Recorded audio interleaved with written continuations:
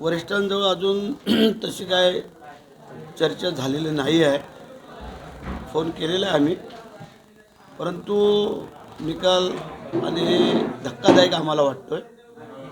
अपेक्षा नव्हती आम्हाला, कारण जवळजवळ आमचे 6च्या 6 आमदारांनी मुख्यमंत्री उपमुख्यमंत्र्यांना कळवलं, सगळ्यांनी भेटी घेऊन सांगितलं. त्यानंतर जिल्ह्यामध्ये संपूर्ण वातावरण झालेलं होतं की पालकमंत्री भरतशेठ व्हावं म्हणून. आणि आत्ता जो निकाल आला तो अनपेक्षित आहे, तो मनाला पटणारा नाही आहे.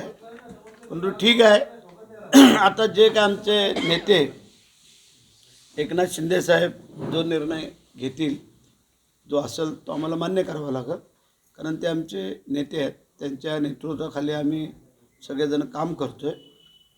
त्यांच्या मनात काय असेल किंवा काय तर ते सांगतील.